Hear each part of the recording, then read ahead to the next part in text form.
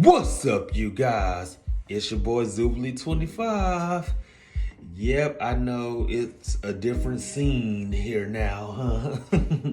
Well, we moved into a brand new apartment, and this apartment is much bigger, it's much better, and much cheaper, and the atmosphere is much better. But yeah, I've been going through a whole lot these past few months, and that's why I really haven't been on YouTube, because I've been trying to get my life back together. As you guys know, I broke my foot back in January. If you guys don't remember that video, here's a little clip. See, that's my foot in a splint. It was so bad. See how swollen it is? Now that looks very nasty. Ew, look at all that dead skin. Ew. And that was me with my boot. See, they put a cast on my leg. It's an actual cast, and the stuffing is kind of wore out a little bit.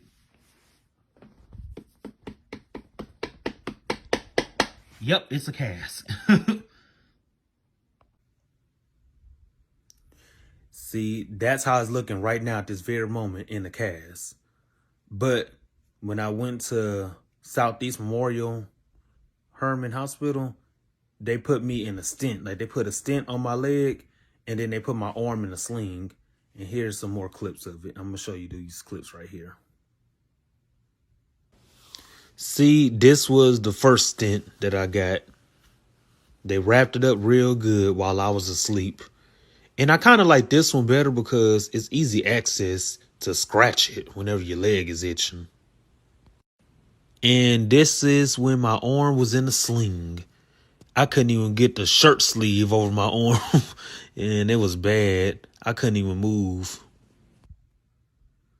So yeah, I'm injured and I've been laying in bed doing nothing but eating and watching TV. I'm so bored right now. And I was like, let me just go ahead and make a YouTube video because I was going crazy. Like, yep, I broke my foot and dislocated my shoulder. Yeah, it was crazy. So crazy. And I had to learn how to walk all over again.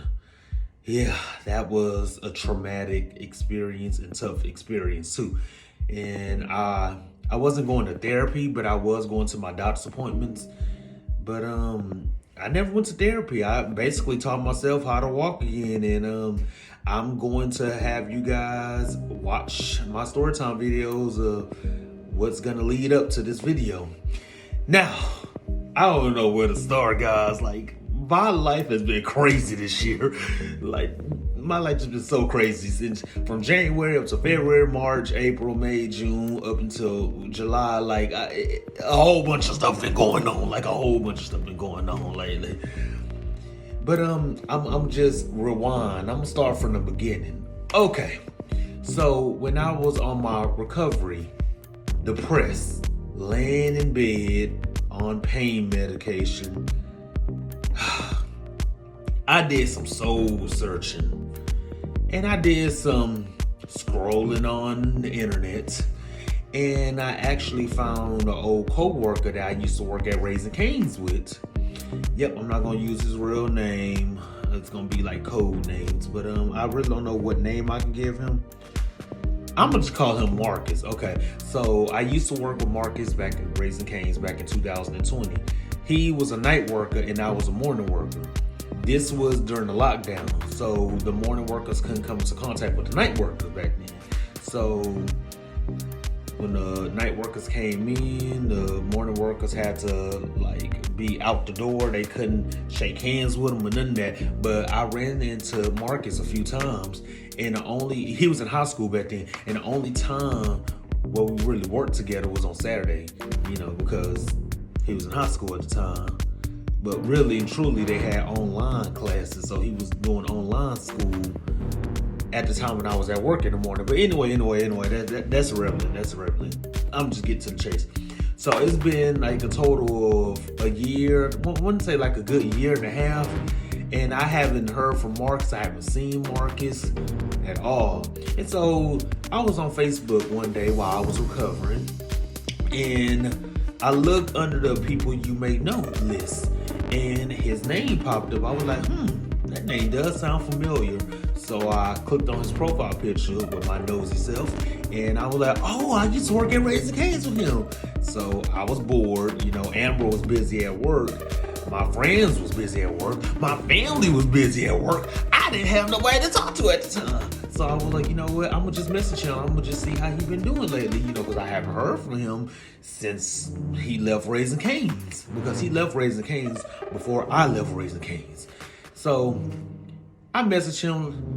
I don't remember exactly how the conversation went, but we did like a little catching up, and I told him that I broke my foot, dislocated my shoulder. I'm gonna be out of work for a few months. I'm bored right now. I have to learn how to walk all over again. I just told him my little sob story, and he was like, man, if you ever need anything, just let me know. I'll be here for you. And a lot of people always say that, hey, if you need anything, man, I'm here for you. You know how it is. And when you really need something, they don't even come through. But I was like, well, actually, my car is down, because my car went out on me on New Year's Day. New Year's Day, my car went out on me. So my car wasn't working. My legs wasn't working because I couldn't walk. My pockets wasn't working because I wasn't making money. I was just going crazy. I was going through it like I was going through a terrible, terrible storm. God was putting me through a storm at that time. So I just told him, hey, look, I don't have a car. I don't have no income coming in. He was like, hey, man, if you need me, I got you. So he sent me some money. He brought me something to eat. I gave him my address. I'm so stupid. Why would I give him my address? I don't even know him like that. I mean, I know we work together, but damn, I don't even know you like that to be giving me my address. But I was depressed. I was desperate. And I didn't even tell Amber about this. I was keeping it a secret. I'm like, you know what? She don't need to know. So he was giving me food and everything. He was sending me money to pay my phone bill. He was doing a whole bunch of stuff. He was taking me to run my errands, to pay my bills. He was taking me to a lot of stuff. Like, he was very helpful during my time of recovery. So I'm like, you know what? He's a really good friend. He's a really good person. So he started telling me all about his personal life. Because he was staying with his mama and his stepdad and his brother and his sister, and he didn't like it over there. He was like very, very miserable. Like, his mama used to always make him do things. Like, she used to always like wake him up. Like, he worked at McDonald's. He still work at McDonald's, but he worked at McDonald's as a shift manager overnight. So he'll work from like, I want to say 9 o'clock at night up until 5 or 6 in the morning. And so he'll sleep all day. And his mom will just wake him up like around 11 or 12 o'clock. Oh, no. I skipped over something. He'll come home around 6 something in the morning. And he got to take his brother and sister to school because his brother and sister was in high school. So he had to take them to school. No, I'm sorry. They was in middle school. I think his brother was in middle school and sister was in high school. One of them, I can't remember. But either way you go, they was in school. So he had to take them to school. Then he had to come back. He had to get his mama something to eat. Marcus, I'm hungry. Can you go buy me something to eat? After he worked a full shift at McDonald's. The boy is tired. So he was going through all this stuff, and then like his stepdaddy will wake him up, and you need to go cut the grass. And at that time, it was cold outside. It's hot as hell outside now. But back then, it was cold outside because it was wintertime. This is back in January. No, I'm sorry. I think this is in February. Yeah, this is around February. I broke my foot in the beginning of January, but when I started like building a friendship with Marcus, this was in February after I had my surgery on my foot. So yeah, this is around February when it was real cold outside. So his stepdad will just wake him up, hey, Marcus, you need to go cut the grass. And he'll say, but it's cold outside. And he'll say, oh, but it's colder under the bridge, so you want to be homeless? And I was on the phone with him. I'm like, you know what, that ain't cool. That ain't cool. Like, why would he say that? So we were in the process of moving at that time, because we was gonna move into this lovely apartment where we at right now. Take a look at this apartment. Hey, look how big that room is. But anyway, that's another story for another day. So I was saying, we in the process of moving. You got work a full-time job. Why don't you just move in with us until we move out?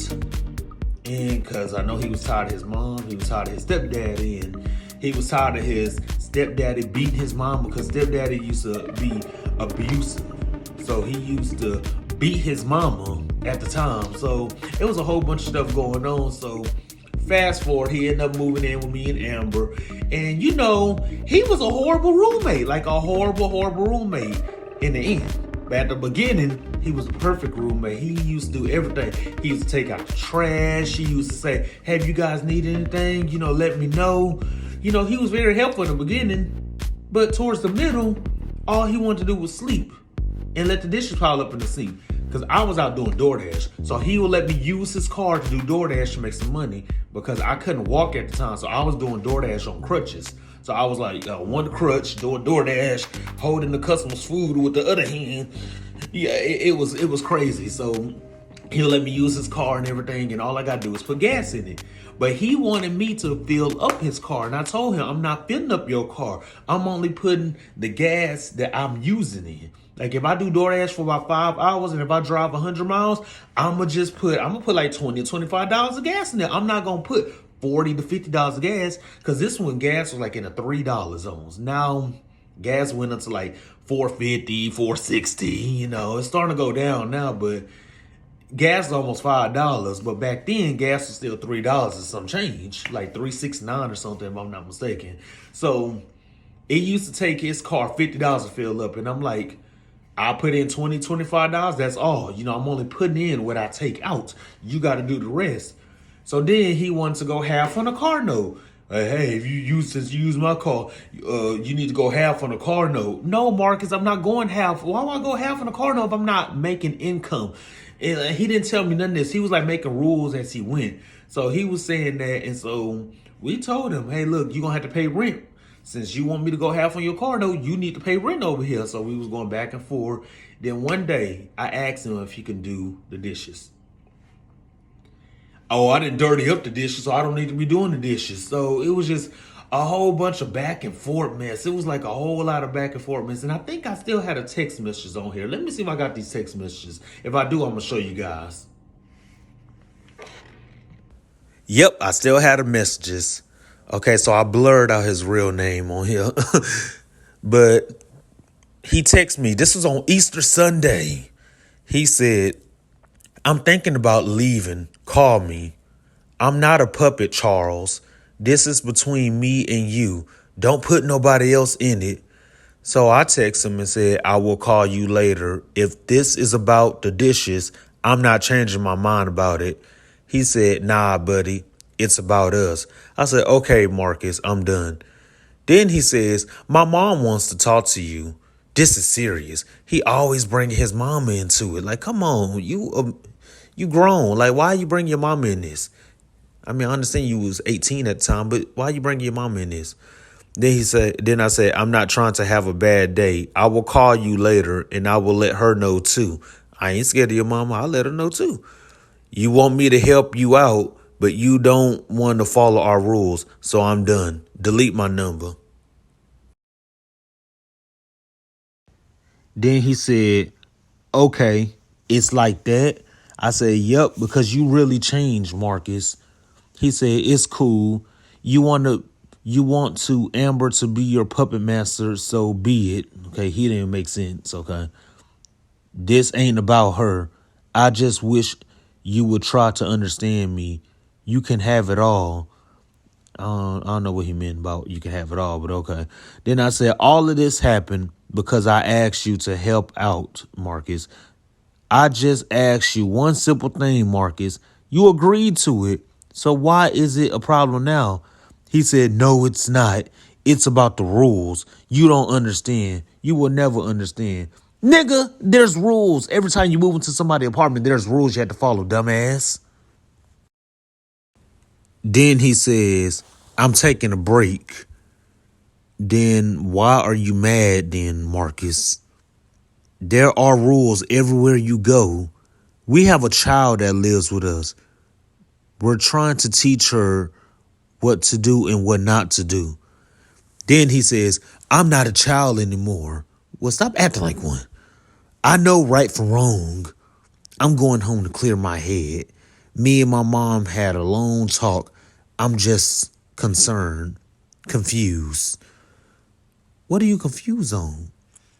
Then I said, I never said that you were a child, Marcus. You just don't understand. It's cool though. It is what it is. You don't communicate at all, and you expect me to be okay with it. Then he says, it's person problem. I guess he meant personal. It's a personal problem that I will have to deal with. I said, you just ruined my whole Easter. I hope you happy. So all those text messages was just pissing me off. And it was on Easter Sunday. Like, I wanted to have a great Easter with Amber in London, and he ruined that for me. Well, actually, he didn't ruin it all the way, because when we got to Amber's friend's house, I forgot all about all that mess.